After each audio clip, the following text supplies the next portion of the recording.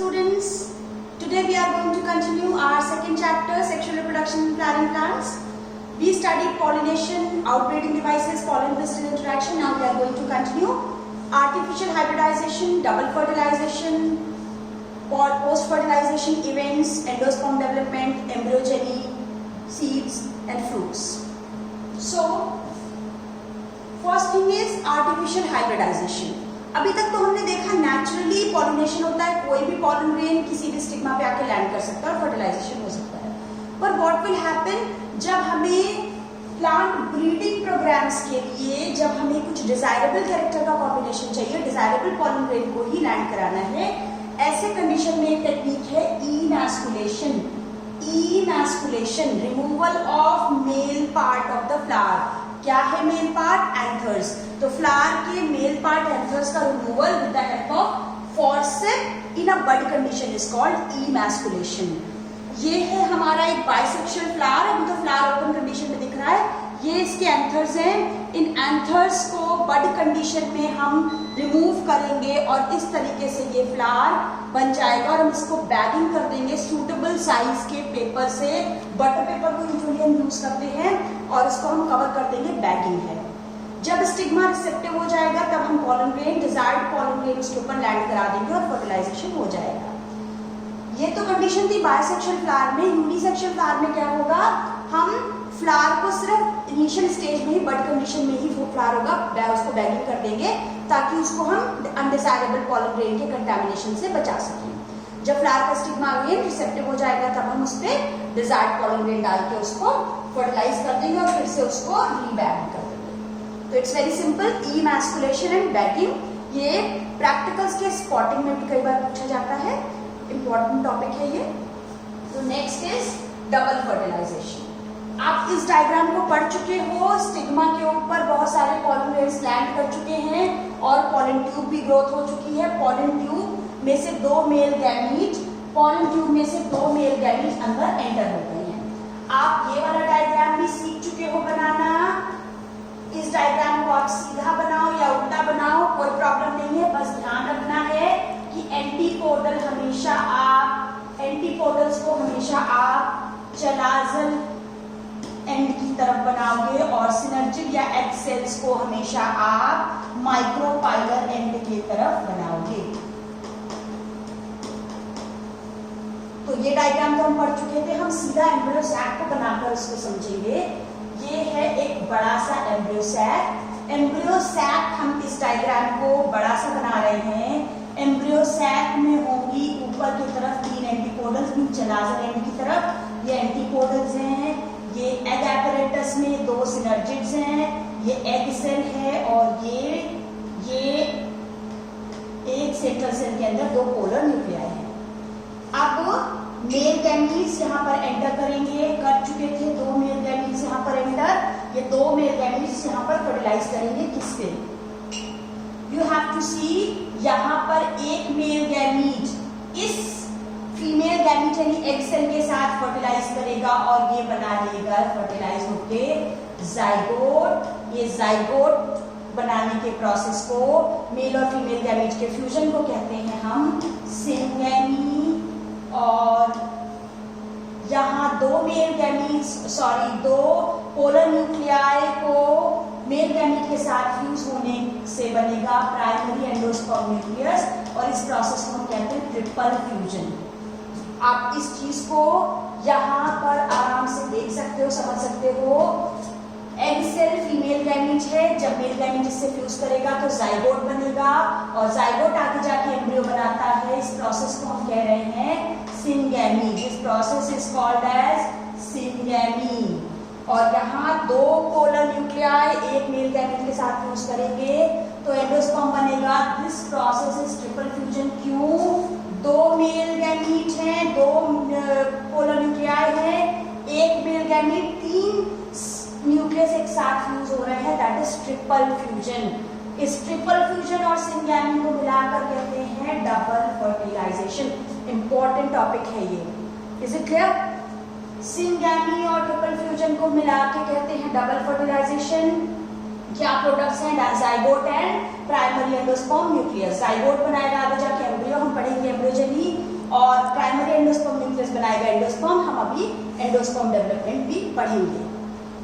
अब इनके ploidy levels बहुत इंपॉर्टेंट है, बार बार पूछे जाते हैं बोर्ड में। कैसे आप याद रखोगे, बहुत इजी है। जाइगोट, सबसे इंपॉर्टेंट चीज ये तो याद रखनी है कि primary endosperm nucleus and endosperm triploid है। इकलौती चीज हमारी यहाँ पूरे प्लांट्स में है एंडोस्पर्म, जो कि ट्रिप्लॉइड है। 3N है, primary endosperm nucleus and endosperm triploid है। Male gamete, female gametes, embryo sac के अंदर का कोई भी सेल हो, माइक्रोस्पोर नाम लें, पॉलन ग्रेन नाम लें, ये सभी हैप्लॉइड है।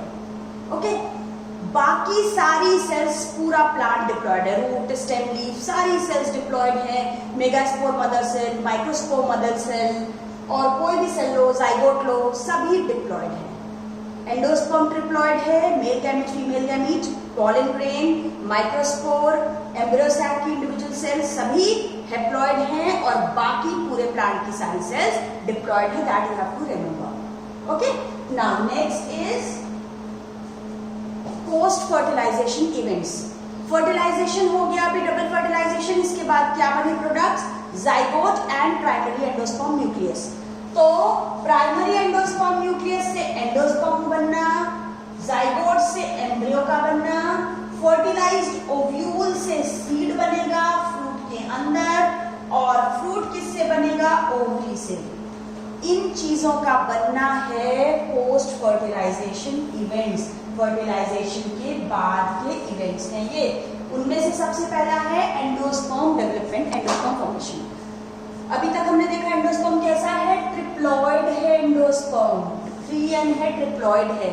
तो एंडोस्पर्म की जो सेल्स हैं वहां पर अभी क्या देखा हमने, प्राइमरी एंडोस्पर्म न्यूक्लियस है, या ये प्राइमरी एंडोस्पर्म सेल है। यहाँ पर फ्री न्यूक्लियर डिवीजन होगा और ढेर सारे न्यूक्लियाई बन जाएंगे, ये ढेर सारे न्यूक्लियाई बन जाएंगे। This is free nuclear endosperm, free nuclear endosperm है ये। सब्सिक्वेंटली यहाँ पर सेल वॉल फॉर्मेशन होगा और ये बन जाएगा सेलुलर एंडोस्पर्म, ये बन जाएगा सेलुलर एंडोस्पर्म। बहुत इंपॉर्टेंट एग्जाम्पल है कोकोनट वाटर, जो कच्चा नारियल का नारियल पानी हम पीते हैं, coconut water is free nuclear endosperm, जबकि व्हाइट कर्नल, नारियल का जो व्हाइट पोर्शन हम खाते हैं, that is cellular endosperm. That you have to remember. Free nuclear endosperm है नारियल पानी, और सेलुलर एंडोस्पर्म है जो व्हाइट पोर्शन हम नारियल का खाते हैं। Then is embryogeny.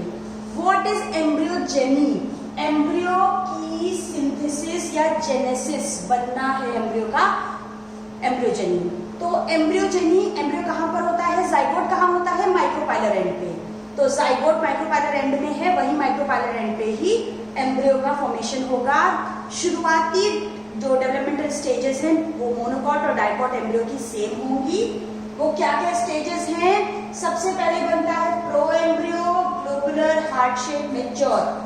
ये है हमारा एम्ब्रियो सैक। इस एम्ब्रियो सैक में सारी चीजें डीजनरेट हो जाएंगी।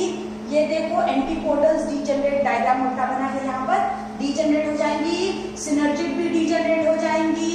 बच्चा यहाँ पर जाइगोट बना है फीमेल गैमीट और मेल गैमीट से।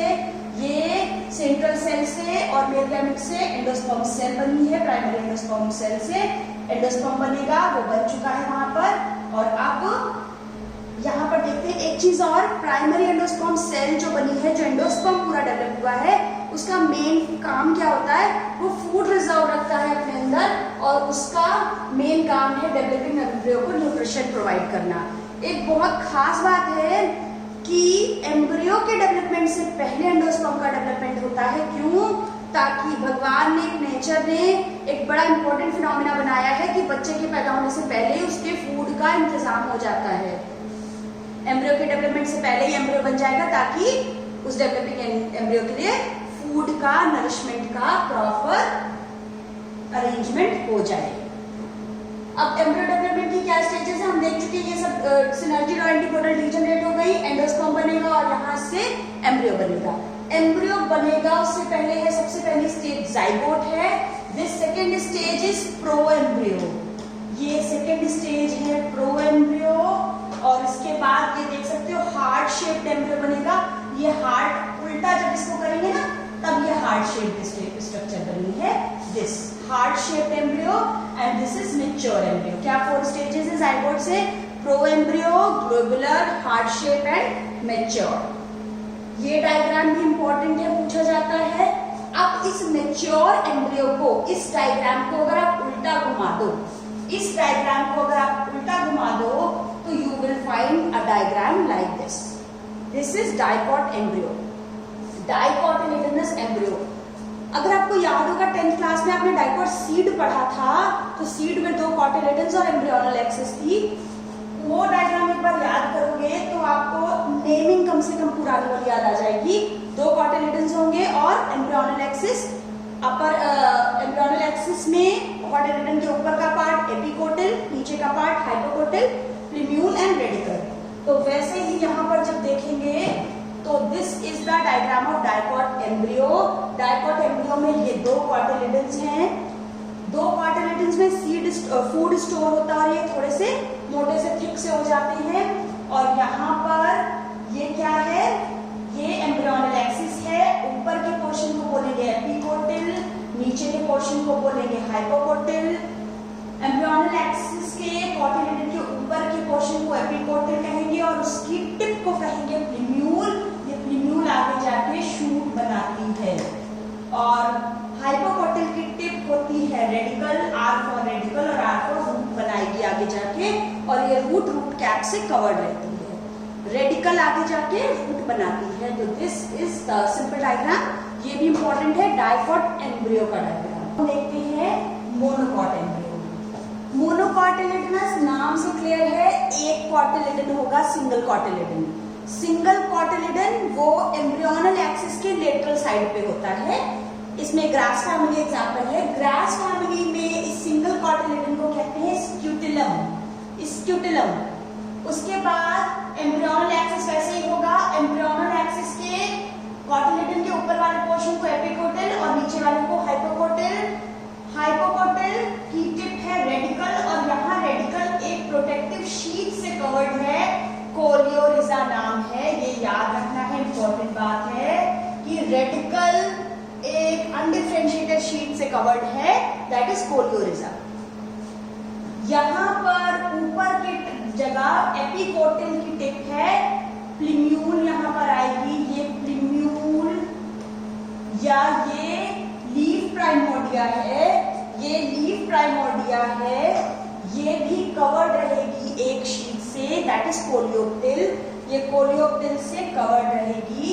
ये डायग्राम काफी इंपॉर्टेंट है, यू हैव टू रिमेंबर। ये ड्रॉ करने का की प्रैक्टिस करनी है और ये लेबलिंग याद रखनी है। सिमिलर है, नया नाम है scutellum, coleorhiza and coleoptile. Now next is seed. आप 10th क्लास में ये पढ़ चुके हो। अभी तो हम जान चुके हैं कि अभी ओव्यूल से क्या बना है, सीड। ओवरी फर्टिलाइज होने के बाद बनाएगी फ्रूट और फ्रूट की कवरिंग, फ्रूट वॉल क्या होगी, ओवरी की वॉल बनाएगी, पेरिकार्प या फ्रूट की वॉल। पेरीफेरी पे, फ्रूट की पेरीफेरी पे कार्प। कार्प वर्ड हमेशा फ्रूट के लिए यूज होता है। अभी हम देखेंगे पार्थिनोकार्पिक फ्रूट, तो कार्पिक मीन्स फ्रूट। अभी देखते हैं उसके बारे में। ये एक डाइकॉट सीड है, ये एक डाइकॉट सीड है। जब आप ग्राम सीड को रात भर पानी में सोक करके देखोगे सुबह, तो ब्राउन कलर की बाहर एक कवरिंग होगी, वो है सीड कोट। तो ब्राउन कलर की उस सीड कवरिंग को निकाल दोगे तो अंदर आप उसे ओपन करोगे तो 2 कॉटिलेडन्स मिलेंगे। 2 कॉटिलेडन्स फूड स्टोर करके थोड़े फ्लैशी हो जाते हैं। ये सीड कोट्स हार्ड होते हैं, ये सीड कोट्स प्रोटेक्शन के लिए होते हैं, आउटर टेस्टा और इनर टेगमेंट। उसके बाद आपको मिलेगी एम्ब्रियोनल एक्सिस। तो क्या 3 चीजें आपको सीड में मिलती है, सीड कोट प्रोटेक्शन के लिए, कॉटिलेडन फूड स्टोर करके न्यूट्रिशन देने के लिए, और एम्ब्रियोनल एक्सिस है जर्मिनेट होगी आगे जाके। तो एम्ब्रियोनल एक्सिस में फिर से वही चीज, ऊपर एपिकोटिल, नीचे hypocotyl. Epicotyl will form plumule, that will form future shoot. Hypocotyl that will form radicle, that will form root, future root. तो this is your known diagram. अब यहाँ पर है एक पोर आपको चने में दिखाई देता है, दैट इज माइक्रोपाइल। आप डायग्राम याद एनाट्रोपस ओव्यूल का वहाँ माइक्रोपाइल थी, वो फर्टिलाइजेशन के बाद भी जब सीड बन जाता है तो भी वो माइक्रोपाइल वहाँ पर रहती है। ये गैशियस एक्सचेंज का काम करता है, ऑक्सीजन लेगा, वो पानी लेगा जब भी इसको जर्मिनेट करना है तब। अब हम देखते हैं मैच्योर सीड दो तरीके के होते हैं, एल्ब्यूमिनस या एक्स एल्ब्यूमिनस या नॉन एल्ब्यूमिनस। नाम से बहुत क्लियर है, नॉन एल्ब्यूमिनस, एल्ब्यूमिन नहीं है, एंडोस्पर्म खत्म हो गया। एंडोस्पर्म का क्या काम है? डेवलपिंग एम्ब्रियो को न्यूट्रिशन प्रोवाइड करना। जब सीड बनने के बाद, एम्ब्रियो से सीड बन गया है, तो इस बनने के दौरान एंडोस्पर्म बचा नहीं रहा, पूरा का पूरा कंज्यूम हो गया, that is non albuminous. Means mature seed में नो रेजिडुअल एंडोस्पर्म क्या हो गया? It is completely consumed during the process of embryo development. क्या एग्जांपल्स है? पी और ग्राउंडनट में एंडोस्पर्म बचा नहीं है। एल्ब्यूमिनस सीड, सीड जिसमें एंडोस्पर्म बचा है, क्यों? क्योंकि ये पूरा कंज्यूम नहीं हुआ है, ऐसे सीड को एल्ब्यूमिनस सीड कहते हैं, जैसे व्हीट, मेज, बार्ली, कैस्टर, सनफ्लावर। खास बात है यहाँ पर एक, कुछ सीड्स जैसे कि ब्लैक पेपर और बीट, ब्लैक पेपर और बीट में परसिस्टेंट न्यूसिलस बचा रहता है, और इन रेमिनेंट्स ऑफ परसिस्टेंट न्यूसिलस को बोलते हैं हम पेरिस्पर्म। रेमिनेंट्स ऑफ परसिस्टेंट न्यूसिलस जो बीट और ब्लैक पेपर में बचे रहते हैं, उनको कहते हैं पेरिस्पर्म। ना सीड की डॉर्मेंसी एक बड़ा इंपॉर्टेंट फिनोमेना है सीड में। सीड्स अगर फ्रूट में सीड्स बने और तुरंत डिस्पर्स हो गए और जाकर तुरंत जर्मिनेट कर जाते, तब तो हम सीड को कभी स्टोर ही ना कर पाते, फिर क्या होता? हम किचन में क्या रखते, क्या खाते। पर बहुत अच्छी बात है कि सीड्स में एक प्रॉपर्टी है डॉर्मेंसी की, कि डेवलपमेंट के बाद इनका वाटर कंटेंट बहुत ज्यादा रिड्यूस हो जाता है, उनकी मेटाबॉलिक एक्टिविटी स्लो डाउन हो जाती है। इसको this state of inactivity is called dormancy. इस डॉर्मेंसी की वजह से हम सीड को बहुत लंबे टाइम तक स्टोर करके रख सकते हैं, उनकी मेटाबॉलिक एक्टिविटी स्लो हो गई होती है। जब सूटेबल कंडीशन मिलेगा, फेवरेबल कंडीशन मिलेगी, मींस प्रॉपर पानी मिलेगा, ऑक्सीजन मिलेगी, टेम्परेचर मिलेगा, तब वो जर्मिनेट कर जाएंगे। चने के बीजों को, इन सीड्स को हम अपने किचन में, डब्बे में, कंटेनर में काफी टाइम तक स्टोर करके रख सकते हैं, पर जब हम पानी में डालेंगे तो ये जर्मिनेट हो जाते हैं। अब एक चीज है सीड्स की वायबिलिटी। वायबिलिटी क्या होती है? सीड डिस्पर्स होने के बाद जर्मिनेट होने तक कितना लंबा टाइम तक वो जिंदा रहता है, लिविंग कंडीशन में रहता है। ये वायबिलिटी डिपेंड करती है स्पीशीज टू स्पीशीज, ये डिफर करती है। कभी कभी कुछ दिनों से लेके कुछ महीनों तक और कई सालों तक भी हो सकती है। एक सीड है ल्यूपाइन का सीड, ये 10,000 ईयर्स तक सरवाइव कर चुका है। 10,000 ईयर्स के बाद, 10,000 ईयर्स की डॉर्मेंसी के बाद ये जर्मिनेट हुआ है, ल्यूपाइनस आर्क्टिकस। ल्यूपाइन के ट्री का बोटैनिकल नेम है ल्यूपाइनस आर्क्टिकस, और ये 10,000 ईयर्स तक सरवाइव कर चुका है। ओल्डेस्ट वायबल सीड है ल्यूपाइन का सीड। एक और सीड है पुराना सा सीड, 2000 ईयर्स तक सरवाइव कर चुका है, डेट का। तो डेट पाम का नाम है फेनिक्स डेक्टाइलिफेरा। तो फेनिक्स डेक्टाइलिफेरा 2000 ईयर्स तक वायबल रह चुका है। This is about dormancy and viability of seed. Seed के बाद हम आते हैं फ्रूट्स पे। बहुत नॉर्मल सी बात है, फ्रूट्स दो तरीके के हो सकते हैं, फ्लैशी फ्रूट या ड्राई फ्रूट्स। आपको पता है कुछ फ्रूट्स में काफी गूदा होता है, फ्लैशी होते हैं, जूसी होते हैं, जैसे कि orange, mango, guava, all your favourites.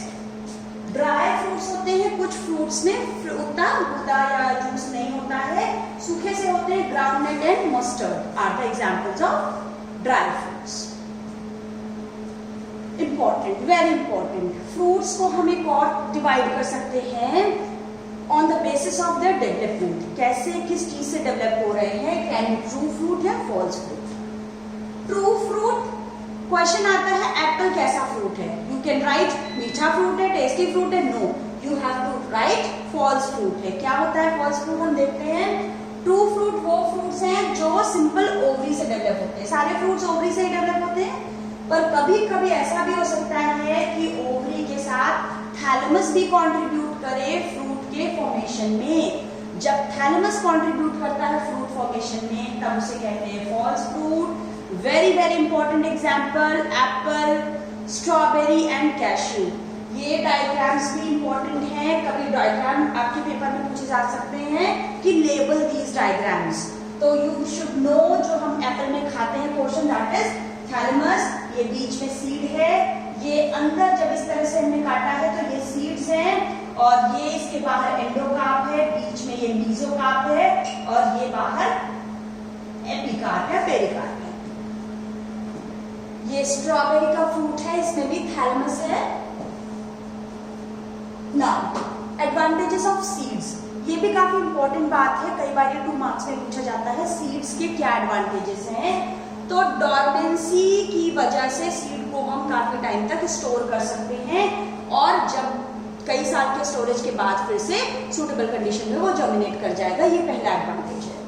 दूसरी बात है कि सीड्स के पास कई सारी डिस्पर्सल की अपनी अपनी टेक्निक्स हैं जिससे कि वो दूसरे एरियाज में जाके भी सीड कॉलोनाइज हो सकता है, अपनी स्पीशीज को उधर फैला सकता है।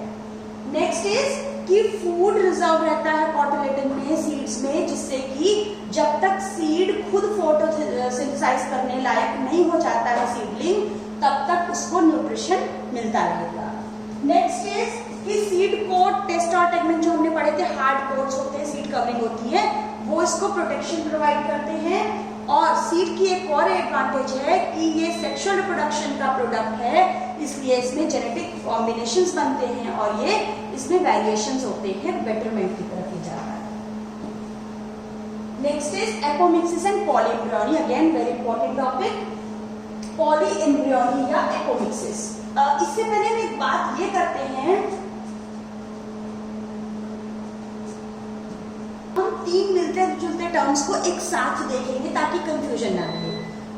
एक टर्म है पार्थिनोकार्पिक फ्रूट, फर्स्ट चैप्टर में एक वर्ड पढ़ा था पार्थिनोजेनेसिस, और एक और चीज है एपोमिक्सिस। एपोमिक्सिस तो पार्थिनोकार्पिक फ्रूट क्या होते हैं? डेवलपमेंट ऑफ फ्रूट, यहाँ पर फ्रूट का बनना है, this is development of fruit, किससे? Without fertilization, without fertilisation.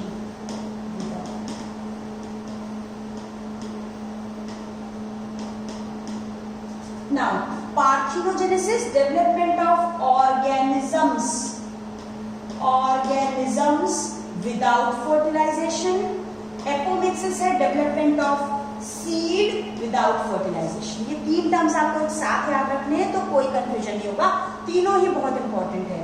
तो पार्थिनोकार्पिक फ्रूट वो फ्रूट्स हैं जो बिना फर्टिलाइजेशन के ऐसे ही डेवलप हो जाते हैं, वो फ्रूट्स है पार्थिनोकार्पिक फ्रूट। फॉर एग्जाम्पल है यहाँ पर बनाना, जो कि सीडलेस होता है, बिना फर्टिलाइजेशन के बनता है बनाना।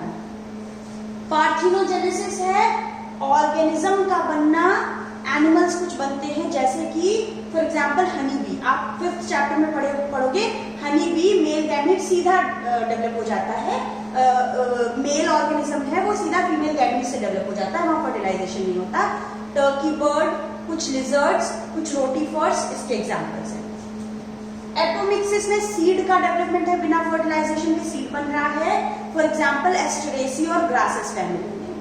अब हम एपोमिक्सिस को देखते हैं कि एपोमिक्सिस और कई तरीकों से भी बन सकता है। एपोमिक्टिक सीड जो है वो और भी उसके बनने के कई प्रोसेस हैं। तो पहली प्रोसेस है, पहली चीज है कि डिप्लॉयड एग सेल जो है, जो एग सेल है वो मेल गैमेट से फर्टिलाइज हुए बिना ही, पहले जो डिप्लॉयड एग सेल होगी वही सीधा बना लेगी सीड।